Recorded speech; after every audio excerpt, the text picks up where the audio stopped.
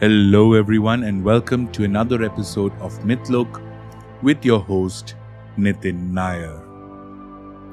Before we begin, as always, a huge thank you to all our listeners, viewers and subscribers who take time out to connect with us via comments and also let us know what we should do next in our video series. If you have any suggestions on the character that we should be covering, do let us know in the comments below and we will be happy to look at them. For those who haven't subscribed, all it takes is a click on the subscribe button from your end to let the YouTube algorithm know that these videos should reach out to a lot more people who love mythology as much as you and I. Without further ado, let's move on to the video.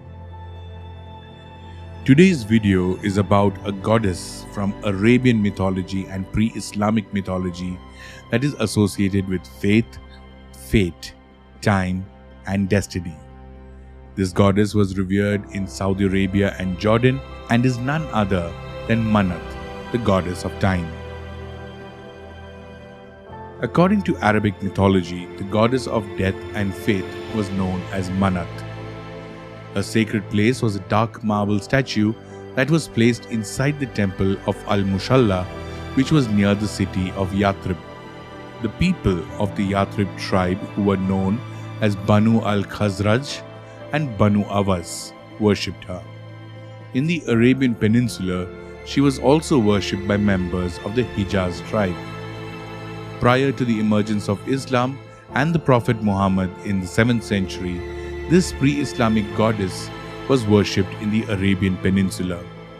She was one of the three chief deities of Mecca alongside Al-UZZAH and Al-Lat, and she is regarded as the oldest and original of the three. The goddess is usually depicted as an old, frail woman holding a vessel that is full of death.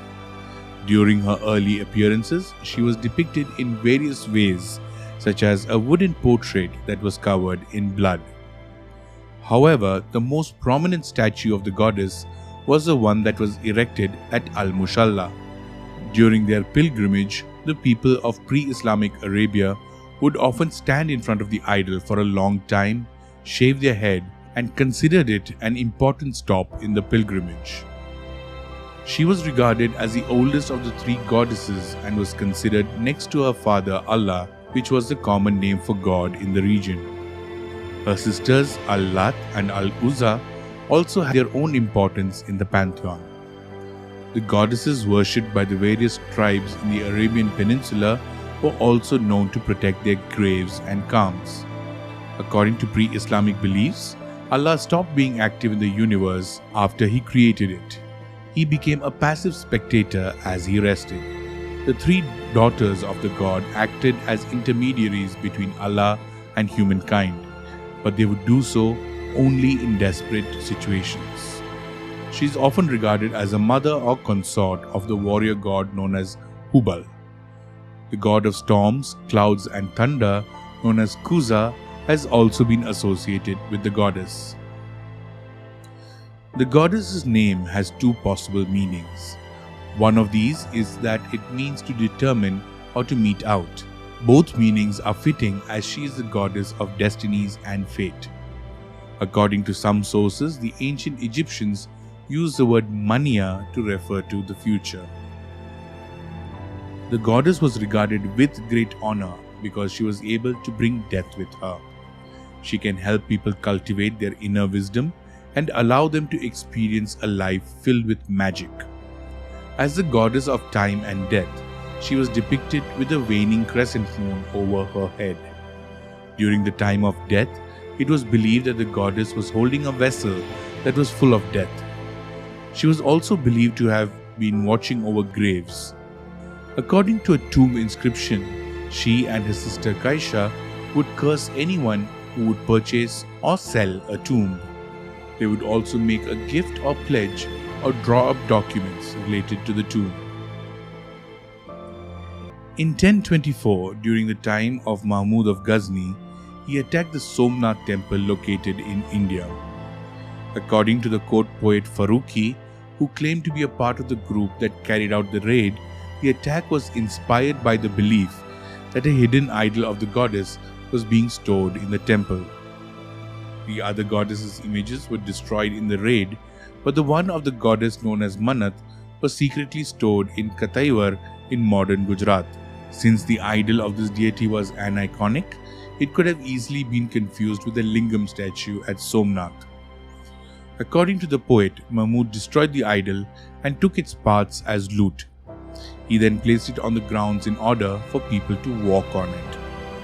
This story is a clear indication of how Islamic conquest and colonization is equally at blame along with the Spanish and the European colonization that destroyed cultures and belief systems around the world. The two modern religions have a notorious past that we should not deny or try to hide under various pretexts. While the belief systems continuously evolve around the world, most ancient belief systems and mythologies rarely ventured into the field of destroying another culture's belief system when compared to the two modern ones which are most popular in today's times. It is a sad state of affairs where one belief system believes that it can only flourish if it destroys another. We at Mythlook believe that there is enough space in the whole universe for us to accommodate every single belief system, mythology, and culture that has ever appeared on this planet. We will be looking at a lot more characters whose end was caused not by natural occurrences but by forced destruction of the belief system of a particular culture in the days to come. Until then, this is your host, Nitin Nair, signing out by reminding you once again that Mythlook is the home of mythology.